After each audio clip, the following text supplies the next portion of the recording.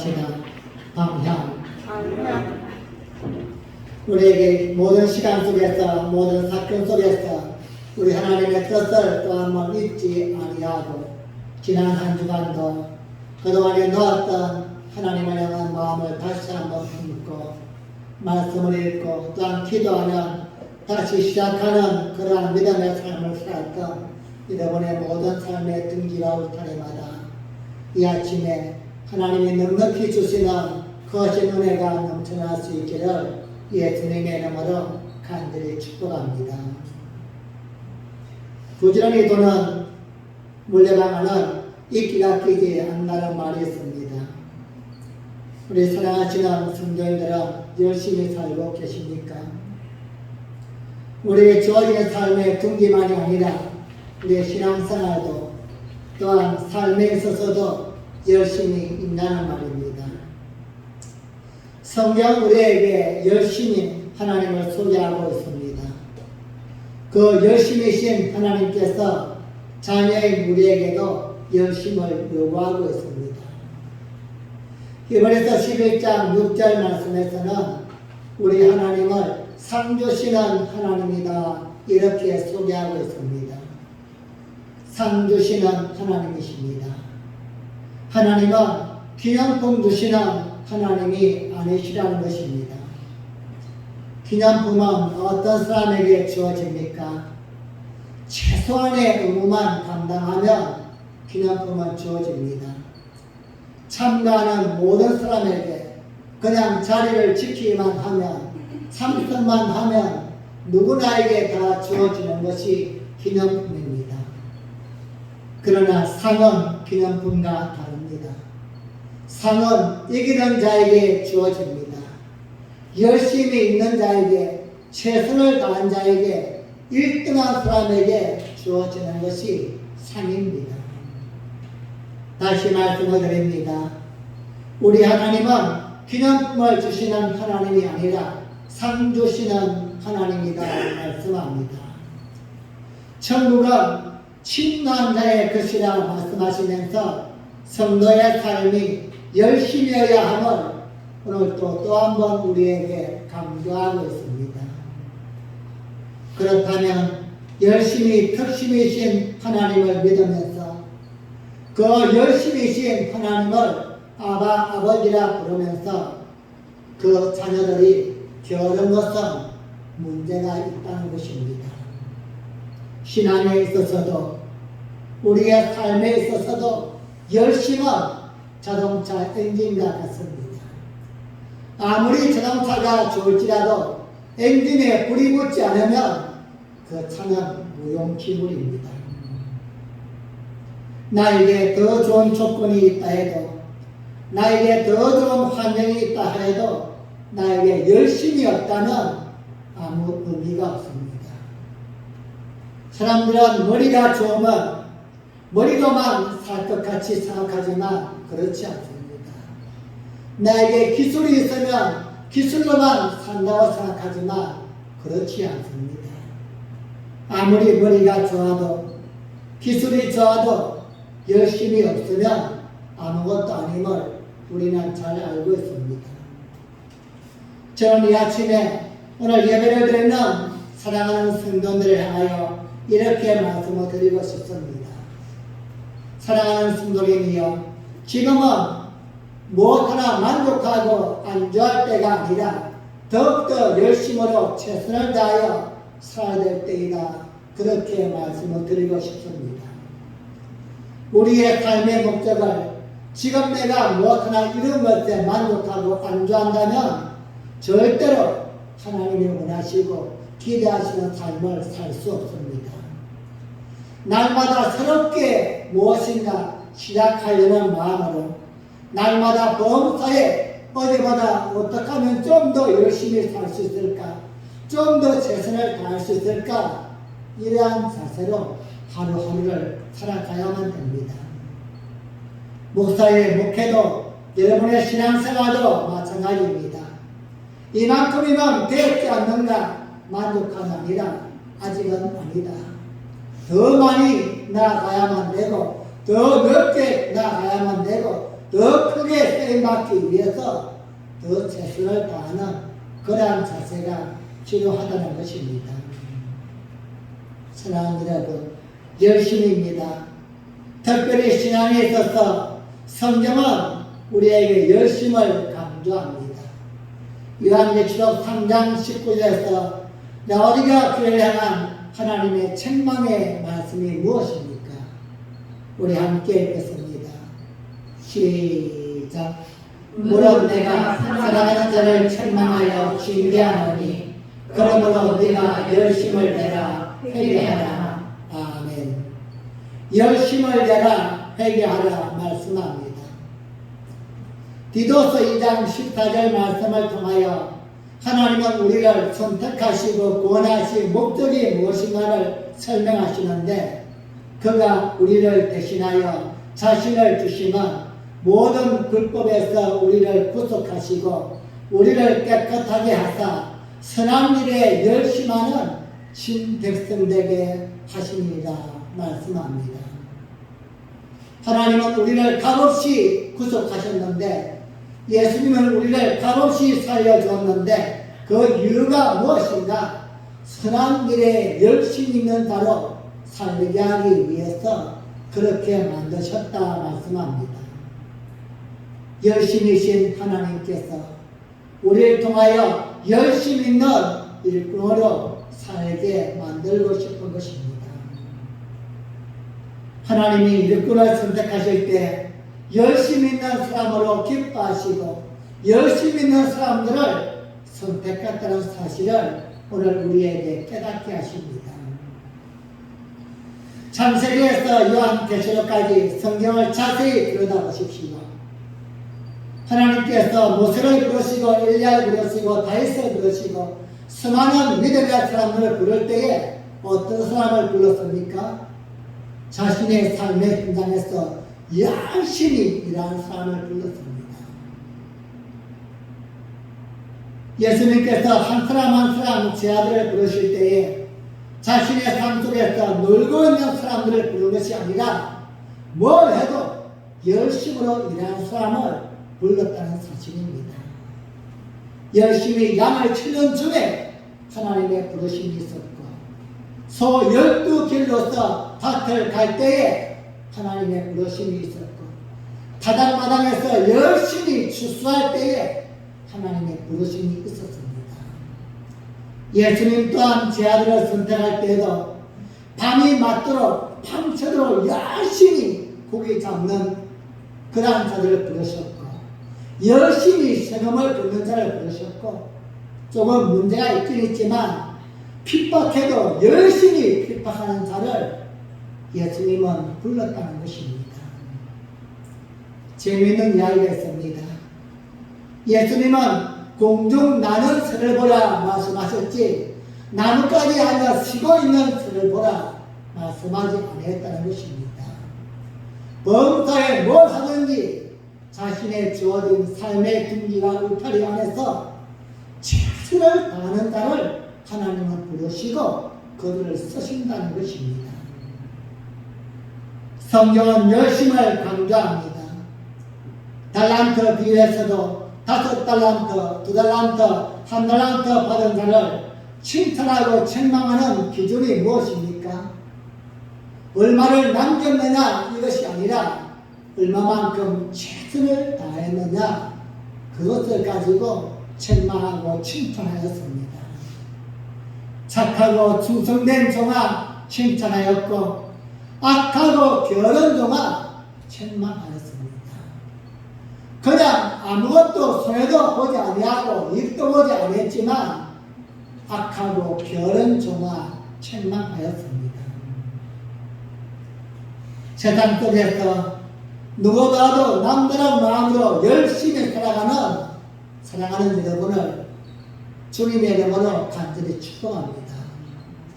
신앙 안에서도 열심으로 남들보다 더 많은 하나님의 감동을 이루기 위해서 남다른 마음으로 신앙생활하는 한 분 한 분을 볼 때마다 목사 개인적으로 엄청난 감동이요 감사가 일어나지 않을 수가 없습니다. 그런데 여러분, 문제는 이런 열심이 잘못될 수가 있다는 것입니다. 오늘 읽은 말씀인 로마서 10장 2절은 이렇게 말씀합니다. 로마서 10장 2절 말씀입니다. 시작. 내가 증거하노니 저희가 하나님께 열심히 있으나 지식을 듣는 것이 아니라. 아멘. 내가 증거하노니 저희가 하나님께 열심히 있으나 지식을 쫓는 것이 아니라. 열심은 열심인데 뭔가 조금 문제가 있다는 것입니다. 하나님은 우리에게 열심을 요구하시는데 우리의 열심이 잘못될 수가 있다는 것입니다. 당시 유대인들은 종교적 열심은 대단했습니다. 때를 따라 금식했습니다. 시간을 정하여 매일 하루에 3번씩 기도했습니다. 구제도 열심히 했습니다. 하나님은 누구와도 열심으로 섬겼습니다. 또한 율법의 조항을 세분하게 만들어서 그것을 지키기 위하여 얼마나 대단했는지 일반 사람은 흉내도 내지 못할 정도로 대단했습니다. 이만큼 그들의 열심은 누구도 따라갈 수 없을 만큼 대단한 열심이었는데 오늘 성경은 그들이 하나님을 쫓는 열심이 아니었다 말씀합니다. 열심은 열심이었는데 자기 자신들을 위한 열심이었고 자기의 이익을 위한 열심이었다 이 말입니다. 하나님을 섬기는 것 같아 보였지만 자기들끼리 좋아서 법을 만들어서 섬겼고 자기들끼리 좋아서 원칙을 만들어서 섬겼을 뿐이지 하나님과는 전혀 상관이 없는 믿음인 줄 알았는데 믿음이 아니요 신앙인 줄 알았는데 신앙이 아니었더라 그 말입니다. 예수님의 이름으로 선자노릇도 하고 예수님의 이름으로 귀신도 내쫓고 예수님의 이름으로 권능도 행하였지만 예수님을 위한 것이 아니었다는 것입니다. 예수님은 아니다 말씀합니다. 나는 너희를 모른다. 불법을 행한다더라. 여기서 깨닫게 하는 것이 무엇입니까? 방향의 중요성입니다.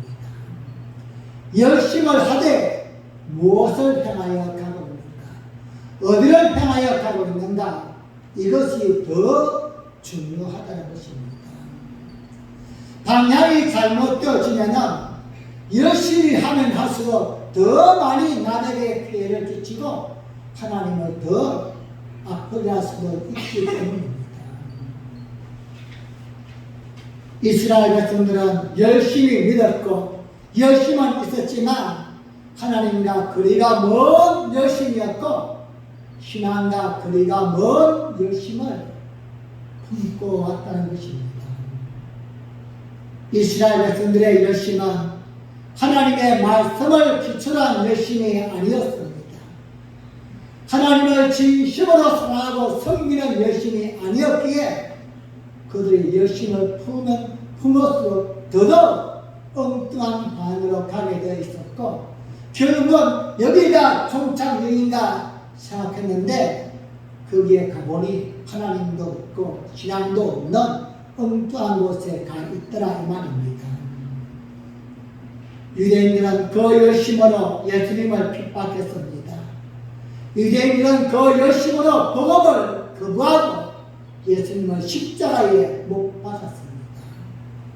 차라리 그냥 적당히 믿었다면 교회를 배반하지 아니하고 율법을 무시하지 아니하고 예수님을 십자가에 못 박지 않을 것입니다.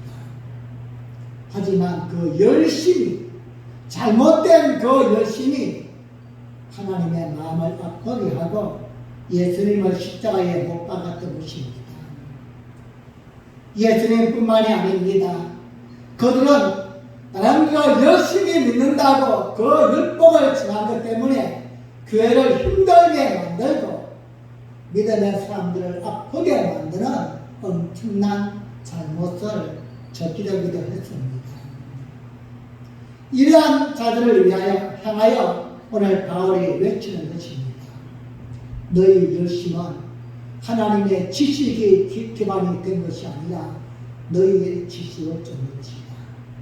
하나님이 말씀하시는 하나님의 말씀을 근거로 한 것이 아니라 너희의 생각과 너희의 편리함과 너희가 원하는 것을 쫓아가는 것이다.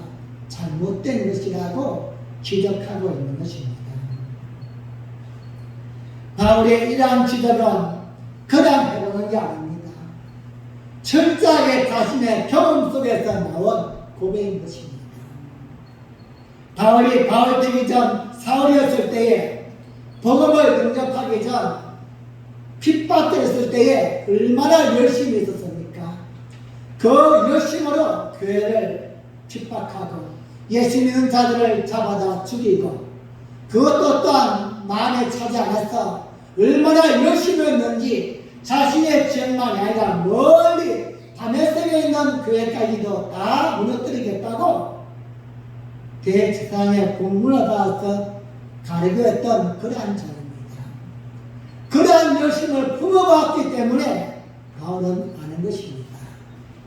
잘못된 열심이 얼마나 큰 하나님의 아픔을 가졌는지. 바울은 이렇게 고백합니다. 갈라디아서 1장 14절 말씀입니다. 시작. 내가 내 동족 중 여러 영합자보다 유대교를 지나치기에도 내 조상의 일전에 대하여 더욱 열심히 있었으나. 아멘. 내가 내 동족 중 여러 영합자보다 즉 내보다 나이가 많고 내 선배들보다도 더 열심으로 유대교를 믿었지만 그것은 좀 잘못되었다는 것입니다. 한마디로 무지한 자였다는 것입니다. 그 무지함으로 인하여서 교회를 심히 힘들게 만들었고 믿음의 사람들을 핍박하고 박해했다는 것입니다. 종교를 열심히 쫓아왔는데 이제 보니 그 안에 하나님이 계시지 않더라는 것입니다. 바울은 사울이었을 때에 그렇게 열심히 하나님을 믿는 줄 알았는데 지나가 보니까 깨닫고 보니까 아니었다는 것입니다. 그 속에 하나님의 원하심도 없었고 하나님의 말씀도 없었고 하나님의 뜻도 없었고 그냥 자신이 좋아서 거기를 달려갔을 뿐이었습니다. 열심이었는데 방향에 문제가 있습니다. 하나님을 위한 일인 줄 알았는데 지나가 보니까 아니었다는 것입니다. 오히려 그 열심히 예수님을 핍박하였고 하나님을 배반한 행위가 되었었고 하나님 나라를 확장해 나가는 교회를 방해하는 걸림돌이 도리어 되었다는 것입니다. 사랑하는 여러분, 그런 면에서 우리가 하나님을 섬기는 열심히 올바로 되어야 한다는 것이 얼마나 중요한지 모릅니다. 오늘 또 우리가 예배를 드리되 온전히 드려야만 되고 말씀을 읽고 기도하되 그 속에서 온전한 방향을 잡아야 한다는 것이 얼마나 중요한지 모릅니다. 열심으로 교회를 섬기고 하나님을 섬기되 잘못된 사람들이 얼마나 많이 있습니까? 성경을 잘못 해석하고 자기의 만족을 위해서 기도하다가 이단이 되어버린 사람이 얼마나 많이 있습니까? 열심, 종교적 열심, 이런 면에서 이단들의 열심이 오늘날 문제가 되고 있는 것입니다. 신천지의 열심, 여호와 증인들의 열심, 하나님의 교회의 열심, 가끔씩 저는 그러한 자들의 열심을 좀 빌려왔으면 좋겠다 싶을 때가 있습니다. 저들의 열심, 교회가 감히 따라가지 못합니다. 한마디로 열심이 덕심입니다.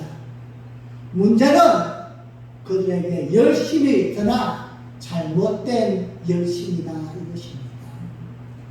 열심은 있지만 너무나도 잘못된 반응을 가지고 있기에 모든 교회가 모든 성도들이 난압하고 안타까워하는 것입니다.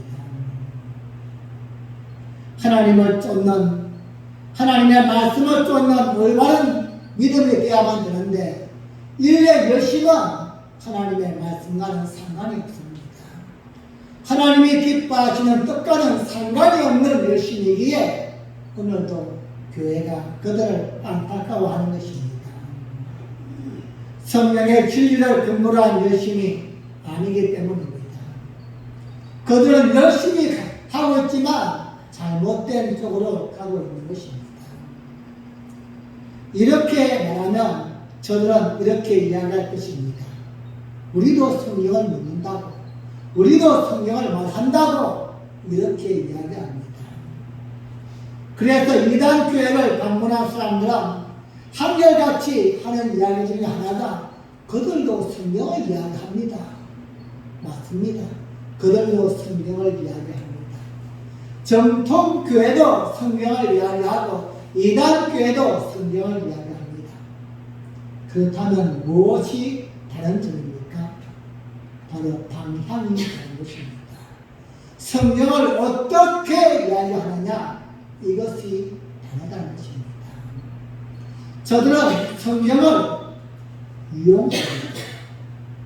내 체험과 내 주장과 내 교리를 합리화시키기 위해서 성경을 끌어오는 것입니다. 그래서 성경을 이용하는 것입니다. 하지만 정통교회는 우리가 환상을 볼 수 있습니다. 하나님을 만날 수 있습니다. 엄청난 체험도 할 수 있습니다. 기적도 경험할 수 있습니다. 하지만 그 모든 것을 가지고 성경 속으로 들어가는 것입니다. 성경이 말하는 데까지만 말하고 성경이 보여주는 데까지만 보여주는 것, 이것이 바로 정통교회와 이단의 차이점인 것입니다. 성경에서는 전혀 말하지 않지만 내가 무언가를 봤다, 느꼈다, 이것을 합리화시키기 위해서 성경을 이용하는 것, 바로 방향이 잘못된 것입니다. 성경에서 자유하여 내 마음으로 이야기하고 내 생각을 이야기한다면 이것은 온전한 신앙이 아닙니다. 내가 꿈을 꾸고 환상을 보고 기적을 경험하고 엄청난 능력을 받았다 할지라도 성경이 가는 데까지만 가는 것입니다. 성경 이상을 이야기하면 절대 안 되는 겁니다. 그것은 도리어 잘못된 열심이 되는 것입니다. 성령은 거룩한 영입니다. 성령은 하나님은 존귀하신 영입니다. 신앙 안에서 아무리 열심히 있어도 방향이 잘못되면 뛰면 뛸수록 엉뚱한 쪽으로 더 멀리 가게 되는 것입니다. 여기서 서울 쪽으로 가는 버스를 타려면 서울 쪽으로 가는 버스를 타야만 됩니다. 그런데 잘못되고서 부산 가는 버스를 탔다고 하면은 시간이 지나면 지날수록 거리가 더 멀어질 수밖에 없는 겁니다. 우리의 신앙에서 가장 중요한 것은 하나님을 아는 지식입니다. 내가 어떻게 하나님을 섬겨야만 되고 나와 하나님과의 관계가 어떻게 해야 될 것인가, 방향이 중요한 것입니다. 그래서 성경은 우리에게 말씀합니다. 호세아 4장 6절 말씀입니다. 함께 있습니다. 시작. 내 백성이 지식이 없으므로 망하는도다. 내가 지식을 버렸으니 나도 너를 버려 내 제사장이 되지 못하게 할 것이요. 내가 내 하나님의 율법을 잊었으니 나도 내 자녀들을 잊어버리리라. 아멘. 내 백성이 지식이 없으므로 망하는도다. 사랑하는 여러분, 혹시 오늘 우리를 향하신 하나님의 음성이 아닙니까? 내가 지금 믿기는 믿지만 잘못 믿고 있는 건 아닌가? 사랑하는 여러분, 오늘 우리가 예배드리는 목적은 무엇입니까? 말씀을 읽는 목적은 무엇입니까? 기도한 목적은 무엇입니까? 그 다음 예배 드렸다 했다는 자부심입니까? 그런 방향이 잘못된 것입니다.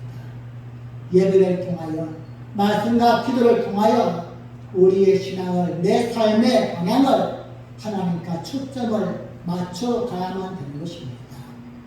지난 한 주간도 내가 열심으로 살아왔는데, 또한 오늘부터 한 주간도 열심히 살 것인데 어떻게 살아야 될 것인가 방향을 제시하고 잡는 것이 바로 예배인 것입니다.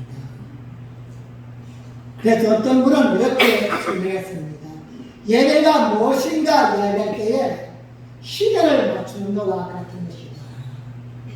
시계를 한번 맞춰놓으면 이게 시간이 지나면 뭐든지 뭐든지 자꾸만 달라지게 됩니다. 그럼 이걸 우리는 일주일마다 한 번씩 같이 맞추는 거예요. 정확하게 갈 수 있게끔, 제대로 갈 수 있게끔 말씀을 통하여 하나님 앞에 맞추는 작업이 바로 예배인 것입니다. 지나간 한 주간을 다시 한번 돌이켜보면서, 그리고 앞으로 나아갈 한 주간을 어떻게 가야만 될 것인가. 온전하게 잘 왔다면 계속해서 그렇게 무너지지 아니하고 갈 수 있게끔, 혹시라도 잘 오다가 삐끗했다면 다시 한번 회복해서 갈 수 있게끔 하나님의 마음을 품는 것입니다. 사랑하는 여러분, 방향이 중요합니다. 유대인들은 율법의 이름으로 교회를 핍박하고 예수 믿는 사람들을 잡아 죽이는 열심히 있는 신앙생활을 하였지만 그들은 방향을 잃어버렸습니다. 예수님이 우리에게 주신 가장 크고 가장 존귀한 두 기준이 무엇입니까? 위로는 하나님을 사랑하고 아래로는 이웃을 사랑하라. 이것이 무너진 채 열심이 있다면 그 열심은 잘못된 것입니다. 우리가 시간마다 예배를 드리고 기도하고 헌신한다고 하더라도 하나님을 사랑하는 마음이 배제되고 내 개인의 만족과 이익을 위한 예배와 헌신과 기도라면 방향이 잘못됐다는 것입니다. 오늘 우리 하나님 말씀을 통하여 한 주간 동안도 부딪히는 내 이웃들과 어떻게 엮어가야만 될 것인가, 하나님의 가장 중요한 율법의 말씀을 놓아버렸다면 우리의 신앙은 잘못된 방향으로 가고 있는 것입니다. 때로는 교회를 위해서라도, 하나님을 위해서라도, 복음을 위해서라도 진노하고 고함을 지르고 분노할 때가 있습니다. 정말로 교회를 위해서 분노할까? 정말로 복음을 위해서, 하나님을 위해서 그렇게 화를 내고 고함을 지를까? 우리 한번 생각해 보십시다. 모임에서 회의를 하든지 아니면 어떤 교회 속에서 뭔가 행사를 진행할 때에 그것은 아니라고서 당당하게 고함을 지르고 고집을 세울 때에 과연 그 방향이 옳은 것일까? 누구를 위한 방향일까? 하나님을 위한 것일까? 아니면 내 중심을 위한 것일까? 예배를 드리고 말씀을 읽고 기도하는 목적은 하나입니다. 하나님을 어떻게 섬기며 세상에서 어떻게 신앙인으로 살 것인가, 그 방향을 잡기 위함입니다. 말씀을 더 많이 알기 위한 지식이 아닙니다. 내가 오늘도 예배를 드렸다 만족이 아닙니다. 내가 하나님을 섬기는 사람인데, 내가 하나님을 믿는 믿음의 자녀인데 어떻게 살아야 될 것인가, 방향을 잡기 위한 것입니다. 잘못되었다면 방향을 다시 잡아야만 됩니다. 어긋났다면 바로 세워야만 됩니다. 반대길로 가고 있다면 돌아서야만 됩니다. 이것이 진정한 회개요 용기인 것입니다. 너희는 열심을 내라, 회개하라, 돌아서야만 된다는 것입니다. 엊그제 목요일날 저희 교회에서 저희 노예가 있습니다. 1년에 2번씩 정기 노예가 있는데 이번에 가을 정기 노예가 모였습니다. 그리고 이제 새로운 임원들도 뽑고 새로운 행사도 준비합니다. 그런 모임을 끝난 후에 점심을 먹으면서 목사님들끼리 논쟁 아닌 논쟁이 일어났습니다. 노회원들, 모이는 저희 목사님들의 구성원들이 모두가 다 교회를 하시는 분들이 아니고 절반 정도는 교회를 하시고 절반 정도는 교회를 하지 않고 계십니다. 그래서 언제나 모이면 사실은 좀 부담스럽습니다. 같은 목적을 가지고 있는 게 아니라 같은 공통분모가 없기 때문입니다. 신학을 4년하고 신대원을 2년하고 6년 동안에 학교를 다닐 때는 나름대로 교회를 개척하든지 아니면 부모교를 하든지 아니면 성교수를 가든지 뭔가 하든지 이러한 아마 목적을 가지고 갔을 것인데 방향이 분명히 그것인데 절반 정도만 지금도 교회를 하고 있고 절반은 안 하고 있습니다. 그런데 이것을 이야기하기가 참 어렵습니다. 왜 목회 안 하십니까? 이렇게 묻기가 참 어려운 거예요. 그런데 이번에 모였을 때에 어떤 분이 그것을 이야기했습니다. 도대체 목사 안수를 받았는데 왜 목회 안 하십니까? 그러다 저쪽에서 발끈한 거였다. 나도 나름대로 신앙생활을 하고 있다. 어떻게 하고 있는데요? 집에서 하루에 4시간씩 성경 읽고 있고 2시간씩 기도하고 있다. 그 이주엔 또 그렇게 해서 뭐 할 건데요? 이게 문제 아닌 문제가 되었어요. 저는 가운데 가만히 들으면서요. 누구 편을 들 수도 없으니까. 다 본인이 맞다고 하니까요. 그리고 지금은 때가 아니라고 하니까요. 아니면 교회를 세울 때도 아니고 목회할 때도 아니고 지금은 준비할 때이다. 또 한쪽에서는 아니 신학한 목적이 무엇인가? 안수받고 목사가 되었으면은 뭘 하든 간에 잘 되든 못하든 간에 해야만 되는 거 아니냐? 이렇게 밥 먹다가 막 논쟁이 되는 거예요. 혼자 생각했습니다. 그럴 수 있겠구나. 방향이 너무나 중요한 것이구나. 처음에 신학교 갈 때는 뭘 하기 위해서 갔을까요? 목적은 딱 하나입니다. 그렇죠? 이게 어느 날부터인가 방향이 꺾인 거예요. 이렇게. 신학교 4학년 되어지고 신대원 2학년 되어지고 안수를 받을 때쯤에는 주변을 둘러보니까 코로나도 와 있고 환경도 어렵고 나이도 많고 힘도 들고 그냥 이왕 늦은 것 좀 더 있다 하면 더 좋지 않겠는가? 방향이 바뀌는 것입니다. 그래서 제가 마지막에 설교를 그때 준비했으니까 딱 이야기를 했습니다. 이제 방향이 중요하지 않느냐? 우리 목사는 목사. 직장 다니려고 신학교 다니는 게 아니지 않느냐? 그리고 집에서 성경 읽고 기도하는 것도 중요하지만 그걸 뭘 위해서 하고 있는가? 결국은 하나의 방향으로 나아가기 위한 것인데 나아가지 못한다면은 사실 우리는 소용없는 것이 아닙니다. 여러분 우리가 말씀 듣고 기도하고 여러분 헌신하는 건 무엇을 위해서입니까? 하나입니다. 온전한 성도의 방향을 갖기 위함입니다. 우리가 더 많이 기도해야만 되고 더 뜨거운 마음으로 하나님을 섬기한다면 그 이유는 딱 하나입니다. 방향이 바뀌지 않기 위해서 긴장된 마음을 풀리지 않기 위해서 날마다 그 마음 품고 살리기 위해서 예배를 빨리 말해야만 되고 말씀을 놓으면 안 되는 것이고 기도의 끈을 포기하면 안 되는 것입니다. 이게 한순간만 놓아버리면 한 주간만 그냥 나태해지면은 나도 모르게 방향이 언제부턴가 꺾여 있습니다.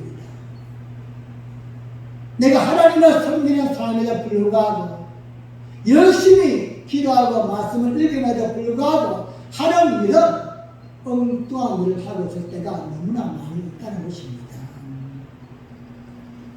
천하지라든 우리가 무조건 열심히에 앞서서 이것이 예수님이 원하시는 것인가? 하나님이 기뻐하시는 것인가? 이것이 정말로 사람을 살리는 것인가? 죽이는 것인가? 이것이 교회를 세우는 일인가? 무너뜨리는 일인가? 한 번쯤은 생각해 볼 필요가 있지 않나 생각합니다. 내 생각과 내 감정이 아니라 하나님의 말씀 앞에, 복음 앞에 겸손하게 양보할 수 있는 것. 방향이 중요합니다. 오늘 바울은 우리에게 방향에 대하여 강조하고 있습니다. 너희에게 열심이 필요하다. 하지만 잘못된 열심은 도리어 하나님의 마음을 아프게 하고 교회를 힘들게 하고 교인들에게 상처를 줄 수도 있다는 것입니다. 바울은 자신의 경험에 보았기에 그것이 얼마나 큰 잘못이요 아픔을 알기에 오늘 우리에게 또 한 번 강조하고 있는 줄 믿습니다. 사랑하는 여러분, 열심으로 사시기 바랍니다. 열심으로 신앙생활 하시기 바랍니다. 단 온전한 방향으로 가시기 바랍니다. 하나님이 기뻐하시고 교회가 유익을 주고 세상에 덕을 끼치고 여러분 개인에게도 행복하고 기쁠 수 있는 온전한 방향, 모두가 다 부러워할 수 있는 그러한 열심의 삶을 살아갈 수 있는 여러분과 제가 되어지기를 예수님의 이름으로 간절히 축복합니다. 기도하시겠습니다. 우리 한 합심으로 기도할 때에 하나님, 우리 하나님은 열심을 원하시는 분이십니다. 우리 하나님이 열심이신 분이었습니다. 오늘 또 우리의 믿음의 삶에도 세상 속에서도 남들보다 더 열심을 품고 살기를 원하시는 분이십니다. 하지만 문제는 방향이 중요합니다. 내 개인의 만족을 위해서만이 아니라 또 다른 사람을 살리고 교회를 세우고 영혼을 구원할 수 있는 하나님이 기뻐할 수 있는 방향으로 열심으로 살게 하여 주시옵소서. 하나님, 내가 지난날 열심히 있었지만 무엇을 위한 열심이었습니까? 내 개인의 만족과 내 전신과 혈기를 세우기 위한 그러한 열심이었다면 이제는 하나님 앞에서, 믿음 앞에서 또 다른 사람들을 향하여서 온전하게 살 수 있도록 도와주옵소서. 우리 함께 주여 한번 부르고 기도합니다.